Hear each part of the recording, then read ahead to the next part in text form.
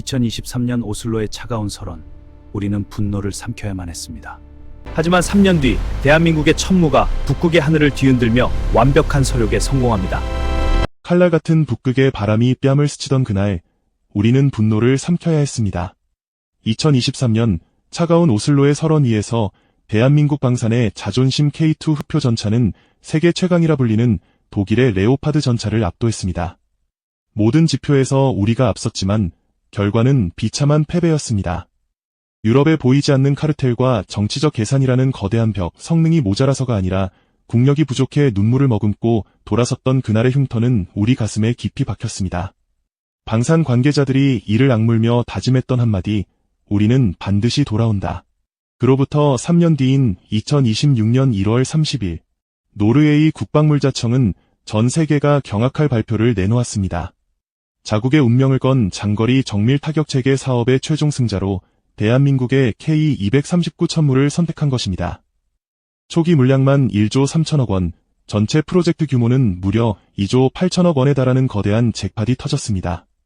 하지만 이 화려한 숫자보다 우리가 주목해야 할 것은 이 승리가 3년 전 흘렸던 피눈물을 닦아준 위대한 역전극이라는 사실입니다. 우리는 실력으로 그들의 폐쇄적인 시장을 뚫고 당당히 서력에 성공했습니다. 노르웨이는 지금 살얼음판을 걷고 있습니다. 러시아와 무려 198km에 달하는 국경을 맞대고 있는 나토의 최북단 전선. 그 국경 너머 페첸가 계곡에는 러시아 제71 근위사단과 해병여단이 상시 주둔하며 노르웨이의 목줄을 죄고 있습니다. 러시아 북해 함대의 심장부인 콜라반도의 전략기지들은 언제든 북유럽 전체를 불바다로 만들 준비가 되어 있습니다. 이처럼 살떨리는 안보 위기 속에서 노르웨이는 더 이상 정치적 명분이나 유럽연합의 의리에 휘둘릴 여유가 없었습니다. 그들에게 필요한 건 당장 적의 심장을 꿰뚫을 수 있는 가장 확실하고 강력한 칼이었습니다. 결국 그들의 최종 선택은 독일도 미국도 아닌 대한민국의 천무였습니다. 우리는 이 지점에서 75년 전의 우리를 반드시 돌아보아야 합니다. 1950년 6.25 전쟁의 포화 속에서 우리는 소총 한 자루, 총알 한 발째 손으로 만들지 못했습니다. 낙동강 전선에서 피눈물을 흘리며 전 세계에 구걸해야 했던 처참한 나라.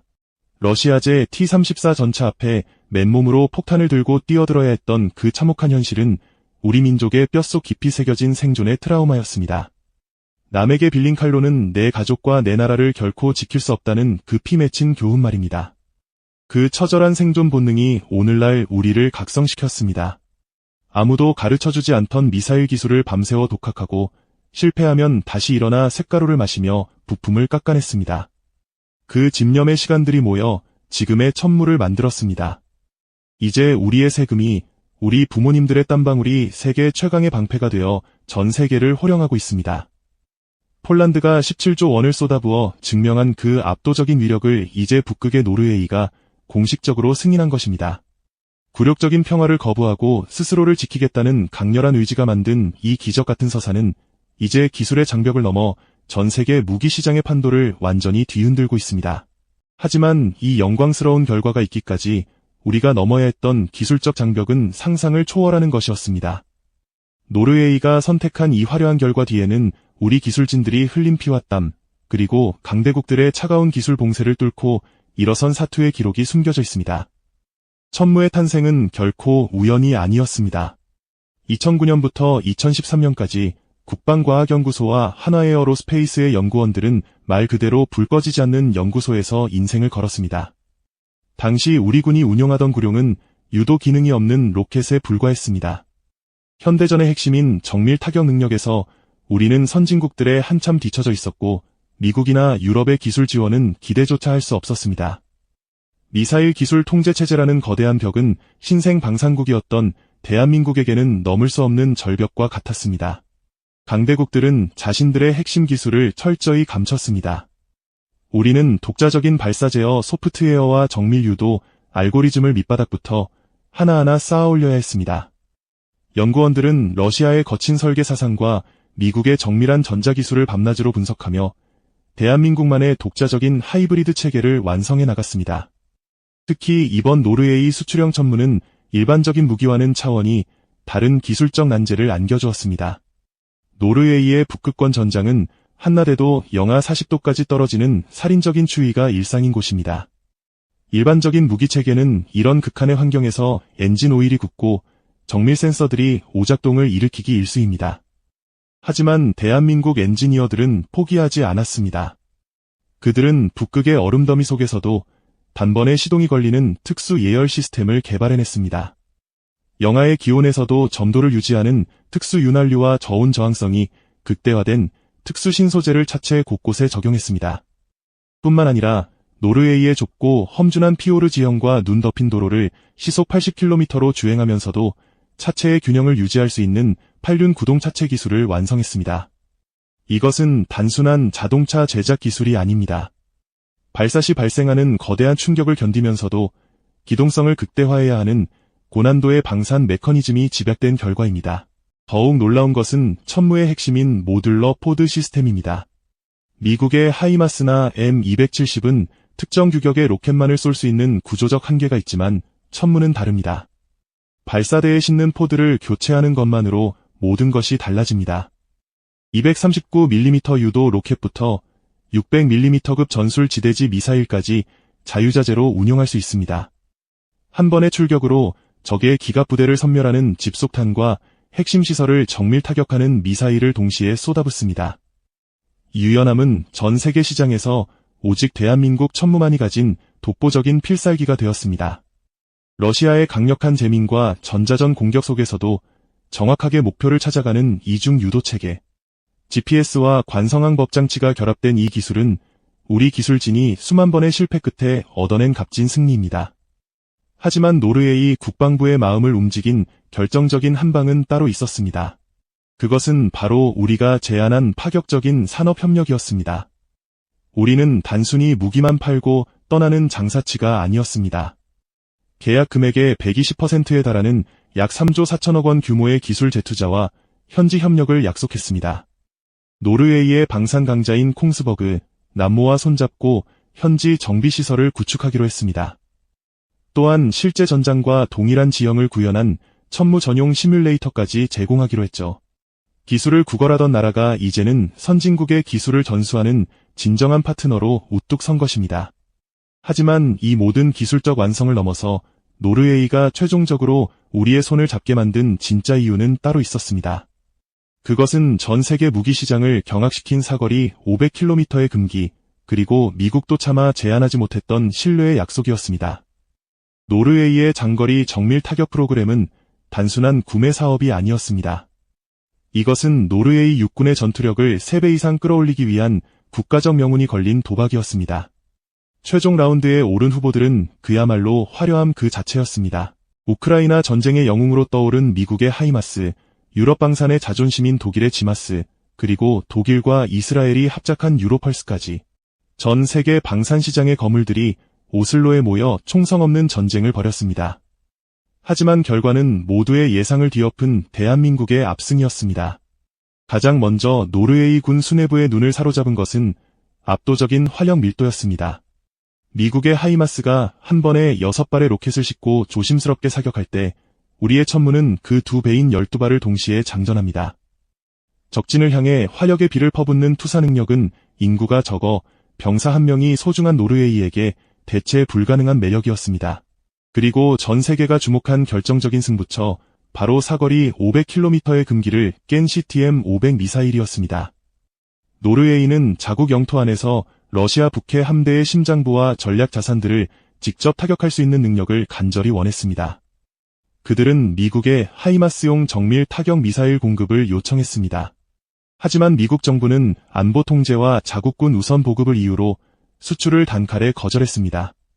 제작사조차 미국 정부의 승인 없이는 기술 한 점 내줄 수 없다는 오만한 태도를 보였죠. 그때 대한민국 한화에어로스페이스가 결단을 내렸습니다. 미국이 안 된다면 우리가 독자 기술로 개발한 CTM-500 미사일을 패키지로 제공하겠다고 제안한 것입니다. 500km 밖의 표적을 오차 범위 몇 미터 이내로 타격할 수 있는 이 전략 무기. 이것은 노르웨이에게 안보 주권을 되찾아주는 신의 한 수였습니다. 이제 노르웨이군은 기지에 앉아 러시아의 해군 사령부와 공군 기지를 실시간으로 겨눌 수 있게 되었습니다. 하지만 기술력보다 더 노르웨이를 감동시킨 것은 대한민국의 신의와 배포였습니다. 미국의 하이마스는 현재 전 세계적인 주문 폭주로 인해 인도 시기가 불투명했습니다. 미국은 언제 줄지도 모르는 무기를 위해 거액의 선입금을 요구하며 갑질을 부렸습니다. 그러나 대한민국은 달랐습니다. 2028년이라는 납기일을 단 하루의 오차도 없이 약속했을 뿐만 아니라 물건을 완벽하게 인도받기 전까지는 단 한 푼의 돈도 받지 않겠다는 파격적인 조건을 내걸었습니다. 이것은 기술과 생산 속도에 대한 미친 듯한 자신감이 없으면 절대 불가능한 제안이었습니다. 경제적인 이득 또한 압도적이었습니다.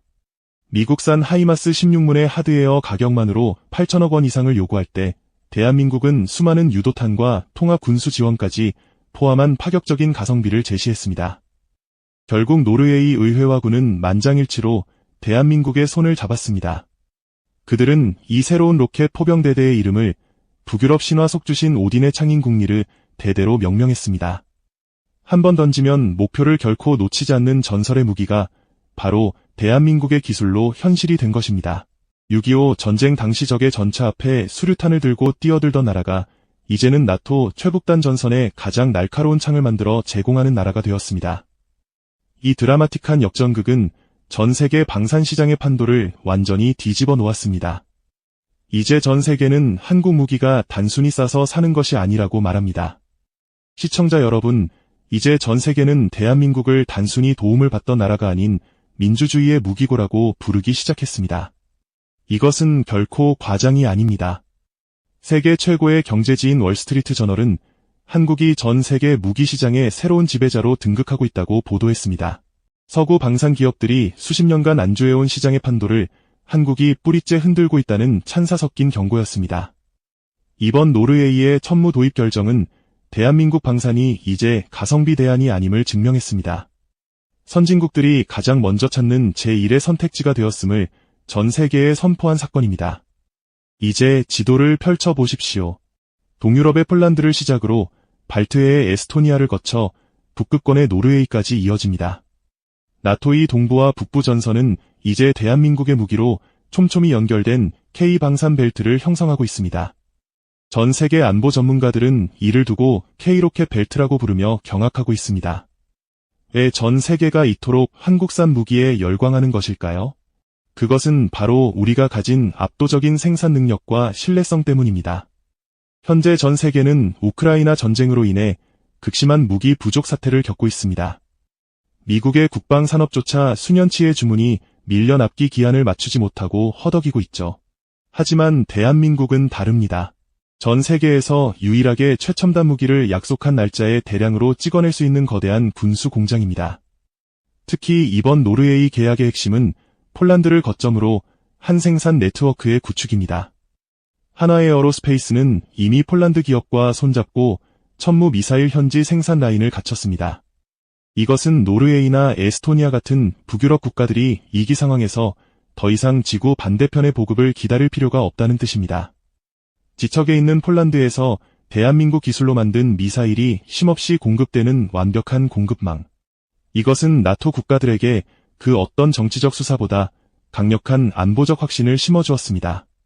러시아 북해 함대에게 대한민국의 천무가 바르두포스 기지에 배치된다는 소식은 그야말로 재앙과도 같습니다.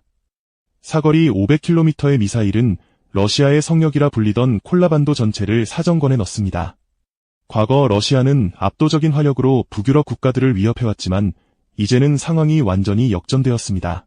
러시아가 폭격기를 띄우기도 전에 대한민국의 정밀 유도 기술이 그들의 사령부를 정밀 타격할 수 있게 되었기 때문입니다. 러시아는 이제 자신들의 전방 배치를 전면 수정해야 하는 전략적 딜레마에 빠졌습니다. 이것이 바로 대한민국이 전 세계에 수출하고 있는 평화를 지키는 힘이자 강력한 억제력의 실체입니다. 우리는 이제 단순한 무기 수출국을 넘어 전 세계 자유진영의 안보를 책임지는 핵심 파트너로 우뚝 섰습니다. 세계 4위 방산 강국이라는 타이틀은 우연히 얻어진 것이 아닙니다. 우리 부모님들이 가발을 팔고 독일의 광산에서 흘린 땀방울이 이 거대한 기적을 만들었습니다.